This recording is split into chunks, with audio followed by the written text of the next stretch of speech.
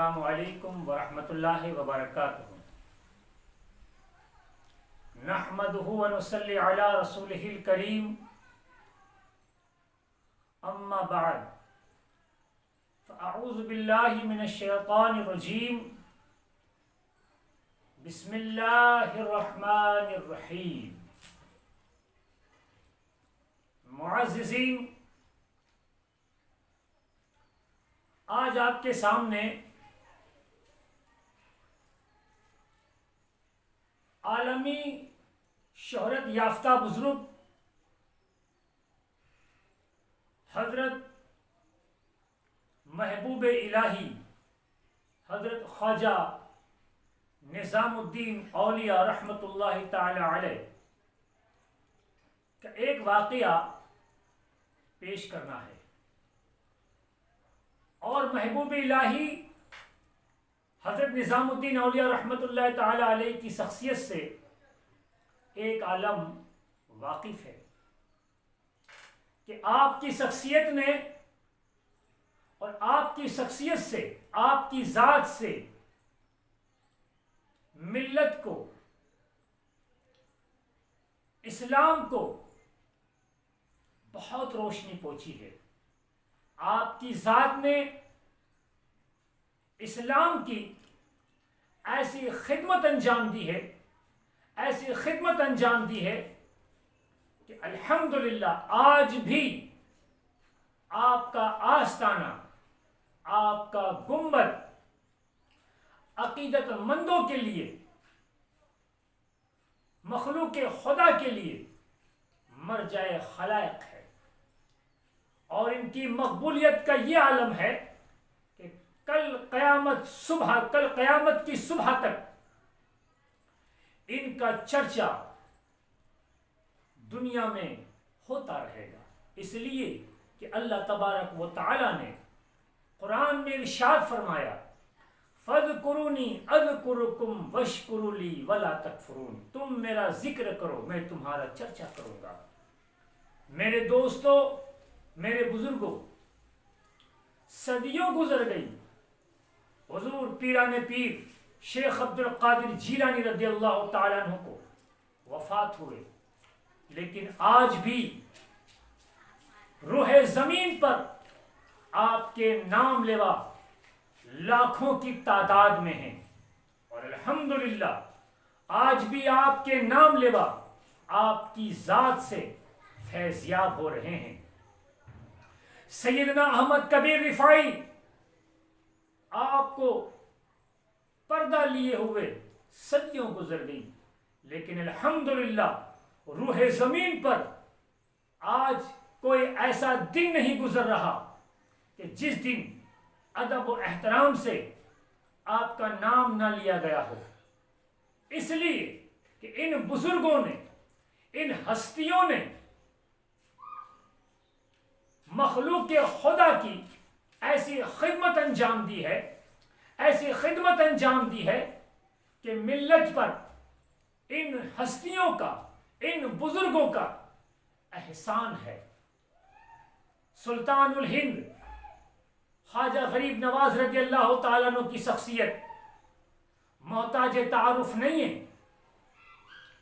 یاد رکھیں، یہ بات سورج کی طرح عیاں ہے کہ سلطان الہند غریب نواز کی شخصیت نے ہندوستان میں وہ دین کی خدمت انجام دی ہے کہ اگر آپ کی جد و جہد نہ ہوتی، اگر آپ کی تبلیغ نہ ہوتی، تو نہ جانے ہم کس گمراہی کے دلدل میں پھنسے ہوتے۔ تو یاد رکھو، ہندوستان کے مسلمانوں پر سلطان الہند غریب نواز کا احسان ہے۔ آپ کی ذات ہی ایک ایسی ذات ہے کہ آپ کی بارگاہ میں آپ کے دیدار کے لیے، آپ سے ملاقات کرنے جو آتے ہیں، آپ ان کو محبت شفقت سے اپنی محفل میں بٹھاتے ہیں، اور ایسی شفقت کی، محبت کی ولایت بھری نظر ڈالتے کہ سب کو کلمہ نصیب ہو جاتا۔ تو میرے دوستو، یہ بات عیاں ہے، اور تاریخ رہتی دنیا تک اس بات کو فراموش نہیں کر سکتی۔ اسی طرح میرے دوستو، ہندوستان میں لاکھوں بزرگ ہیں اور ان کے آنے کی برکت سے ہی ہندوستان میں دین پہنچا ہے۔ دین بزرگوں سے پہنچا ہے، دین بزرگوں کی جد و جہد سے پہنچا ہے، دین خانقاہوں کی جد و جہد سے پہنچا ہے۔ پیر دین اولیاء اللہ اور بزرگان دین اور پیران عظام کی جد و جہد اور ان کی خدمت سے ہندوستان میں دین پہنچا ہے، اور آج بھی الحمدللہ خانقاہوں کی ایسی خدمت ہیں کہ دین کا کام آگے بڑھتے ہی جا رہا ہے۔ انہی شخصیتوں میں حضرت نظام الدین اولیاء رحمت اللہ تعالی علیہ بھی صف اول میں ہے۔ آپ کا ایک واقعہ پیش کر دوں کہ حضرت بو علی شاہ قلندر، جن کا آستانہ پانی پت میں مرجع خلائق ہے اور ہزاروں لوگ آپ کے آستانے سے فیض یاب ہو رہے ہیں، الحمدللہ مجھ ناچیز کو سرکار کے آستانے پر حاضری کا کافی موقع ملا ہے۔ تو حضرت بو علی شاہ قلندر اور حضرت نظام الدین اولیاء، ان دونوں ہستیوں کا زمانہ ایک ہی ہے۔ حضرت بو علی شاہ قلندر رحمت اللہ تعالی علیہ جمعرات کے دن آپ کے یہاں مجلس کا اہتمام ہوتا، تو حضرت نظام الدین اولیاء رحمت اللہ تعالی علیہ نے اپنے خاص مرید حضرت خواجہ امیر خسرو رحمت اللہ تعالی علیہ سے فرمایا کہ خسرو، آپ ہر جمعرات کو بو علی شاہ قلندر کی محفل میں حاضری دے دیا کرو۔ خیر، پیر و مرشد کا حکم تھا۔ حضرت خواجہ امیر خسرو رحمت اللہ تعالی علیہ نے سر خم کیا، آپ کی بات کو تسلیم کی، اور ہر جمعرات کو حضرت بو علی شاہ رحمت اللہ تعالی علیہ کی محفل میں آپ حاضری دیتے۔ ایک روز حضرت بو علی شاہ قلندر رحمت اللہ تعالی علیہ نے حضرت خواجہ امیر خسرو سے فرمایا کہ اے خسرو، میں تمہارے مرشد کو، میں تمہارے پیر کو رسول کریم صلی اللہ علیہ وسلم کی محفل میں نہیں پاتا۔ جب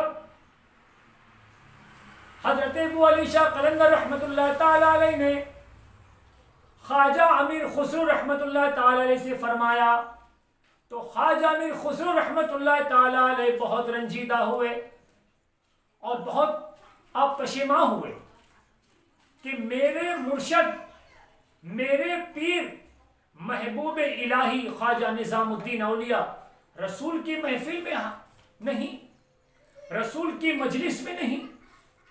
آپ بہت رنجیدہ رہنے لگے۔ اس کے باوجود آپ حضرت محبوب الہی کی محفل میں آپ نے حاضری دی، اور جب آپ کے پیر و مرشد حضرت محبوب الہی نے خواجہ امیر خسرو رحمت اللہ تعالی علیہ کو رنجیدہ پایا تو پوچھا کہ اے خسرو، آخر کیا بات ہے کہ میں کافی دن سے دیکھ رہا ہوں کہ آپ رنجیدہ ہیں۔ حضرت خواجہ امیر خسرو رحمت اللہ تعالی علیہ نے عرض کی کہ سرکار، آپ کے حکم سے میں بو علی شاہ قلندر کی محفل میں حاضری دیا کرتا تھا۔ ایک روز بو علی شاہ قلندر رحمت اللہ تعالی علیہ نے مجھے کہا کہ اے خسرو، میں تمہارے پیر کو رسول کی مجلس میں نہیں دیکھتا، اسی بات نے مجھے رنجیدہ کر دیا ہے۔ تو محبوب الہی خواجہ نظام الدین اولیاء نے فرمایا، اے خسرو، اس میں رنجیدہ ہونے کی کوئی بات نہیں ہے، اس میں پشیماں ہونے کی کوئی بات نہیں ہے۔ تم بو علی شاہ قلندر کی محفل میں حاضری دیا کرو، اور اب کی بار تمہیں اگر یہ کہے کہ اے خسرو کیا ہوا جو میں نے تمہیں بات کہی تھی وہ تم نے تمہارے پیر کو کہی کہ نہیں؟ اس وقت یہ کہہ دینا کہ سرکار مجھے رسول کریم صلی اللہ علیہ وسلم کی محفل میں آپ بھیج دیجئے، میں اپنے مرشد کو رسول کی محفل میں تلاش کر لوں گا۔ حضرت امیر خسرو رحمت اللہ تعالی علیہ پھر بو علی شاہ قلندر کی محفل میں آپ کا جانا تو شروع ہی تھا۔ پھر ایک مرتبہ بو علی شاہ قلندر نے کہا کہ اے امیر خسرو، کیا بات ہے، کیا ہوا؟ کیا ہماری بات آپ نے آپ کے پیر و مرشد تک پہنچائی کہ نہیں؟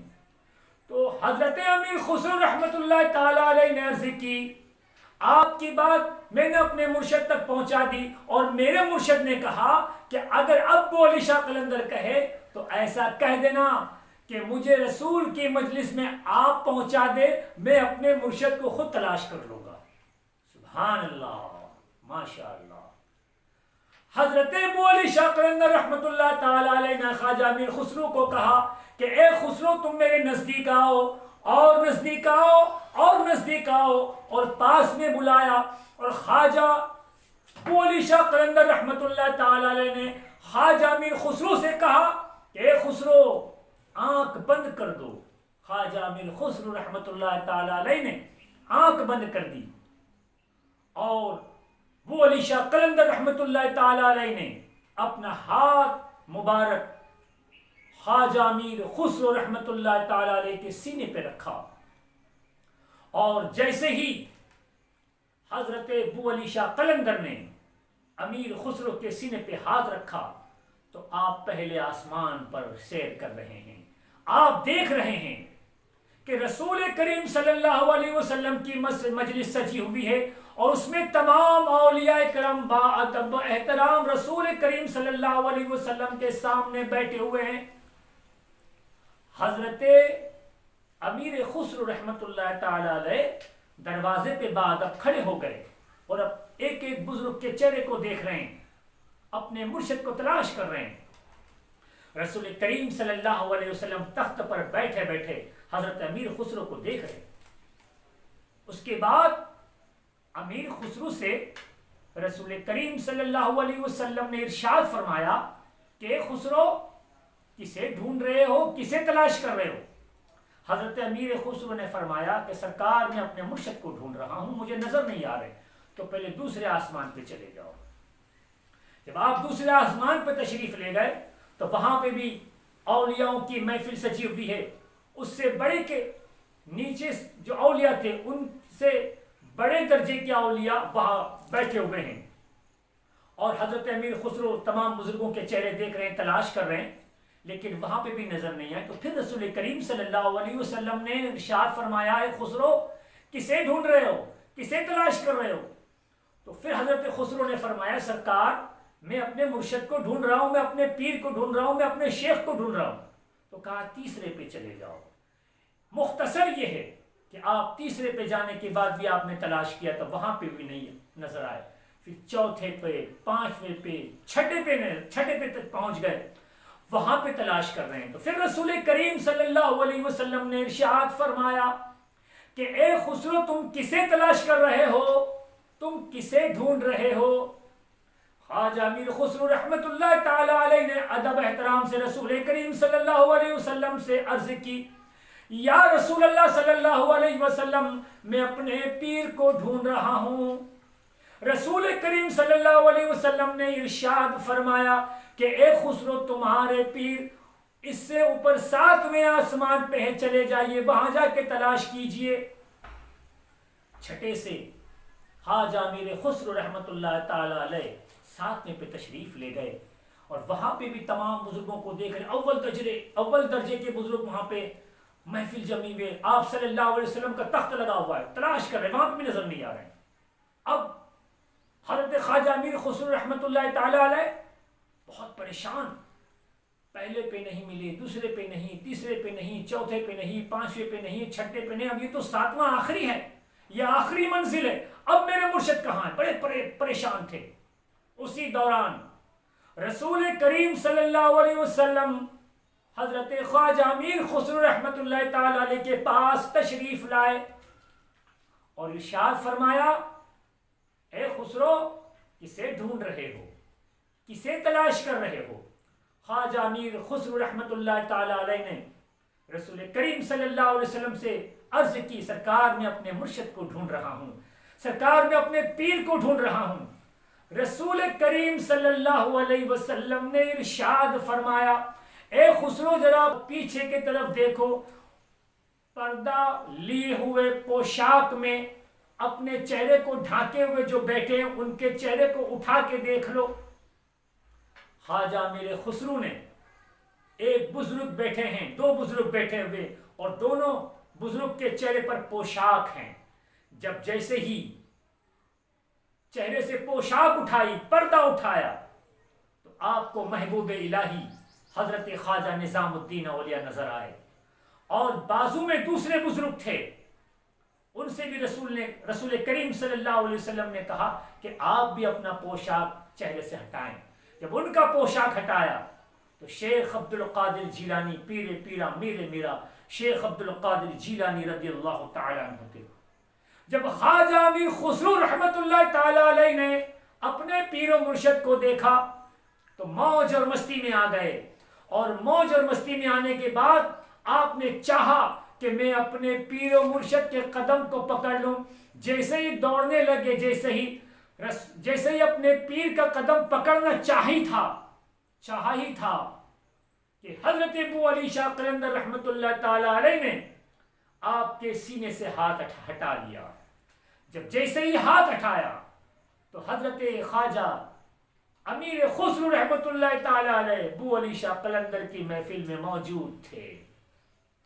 جب یہ منظر دیکھا تو حضرت امیر خسرو رحمت اللہ تعالی علیہ پر ایک وجدانہ کیفیت طاری ہو گئی، آپ پر ایک مستی اور کیفیت طاری ہو گئی، اور اسی وجدانہ کیفیت میں اور اسی مستی میں آپ جھومتے ہوئے اپنے پیر و مرشد محبوب الہی حضرت خواجہ نظام الدین اولیاء رحمت اللہ تعالی علیہ کی بارگاہ میں پہنچے، اور وہاں جانے کے بعد آپ نے اپنا فارسی میں ایک کلام پیش کیا۔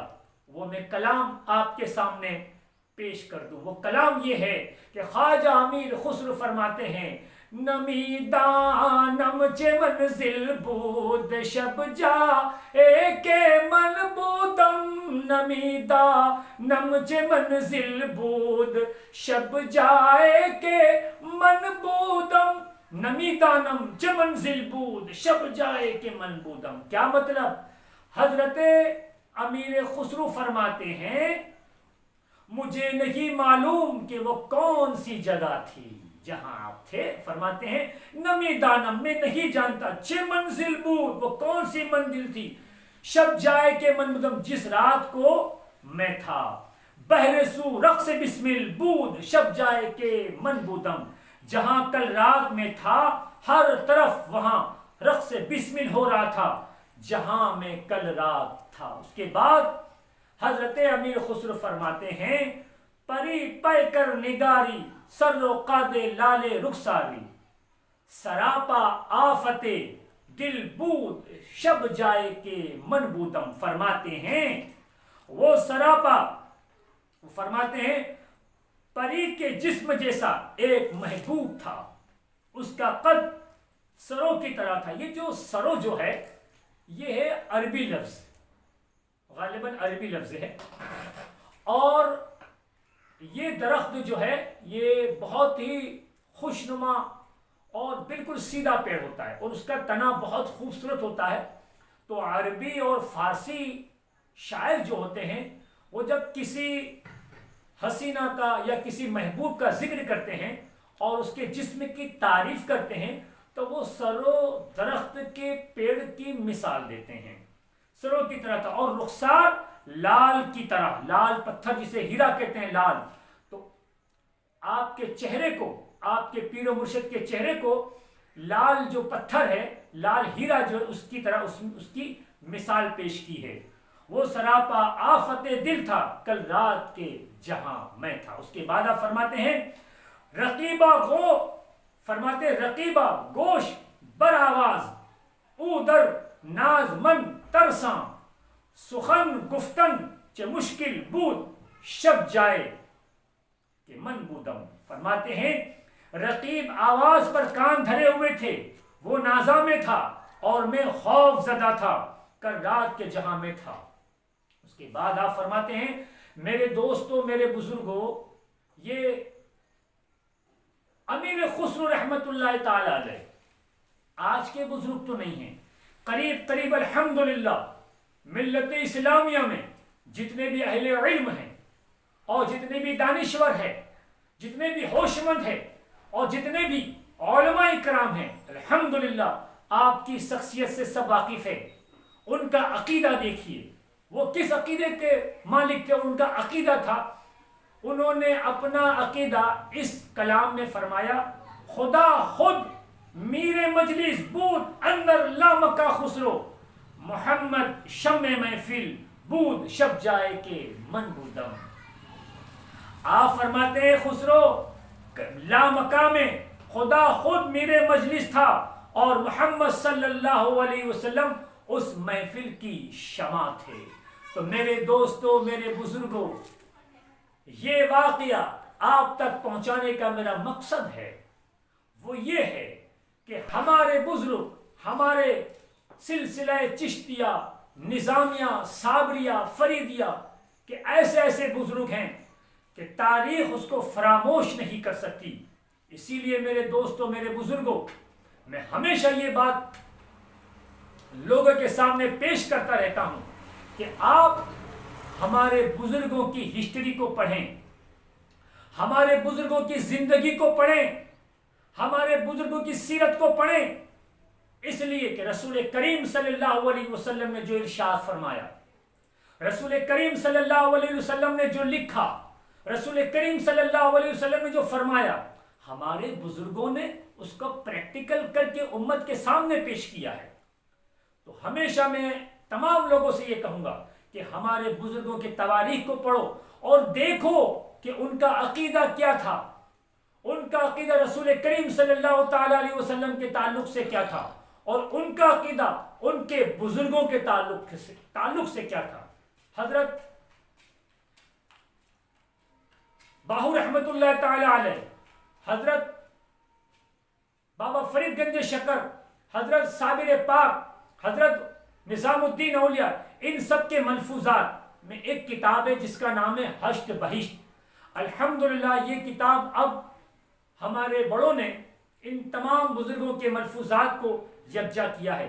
تو آپ ان کے ملفوظات کو پڑھیں تاکہ ہمیں یہ پتہ چلے کہ ہمارے بزرگوں کا عقیدہ کیا تھا. اور یاد رکھیں ہمارے بزرگوں کا وہی عقیدہ تھا اہل سنت و جماعت، جو آج الحمدللہ پوری دنیا میں اہل سنت و جماعت حق اور صداقت کے ساتھ آج بھی موجود ہے. اور انشاءاللہ کل قیامت کی صبح تک اہل سنت و جماعت کا کام ہوتے رہے گا اور لوگ اسی میں اولیاء علماء پیدا ہوتے رہیں گے اور دین کی خدمت کرتے رہیں گے. تجھے فضل کرتے نہیں لگتی بار، نہ مایوس و تجھ سے امیدوار. السلام علیکم ورحمۃ اللہ وبرکاتہ.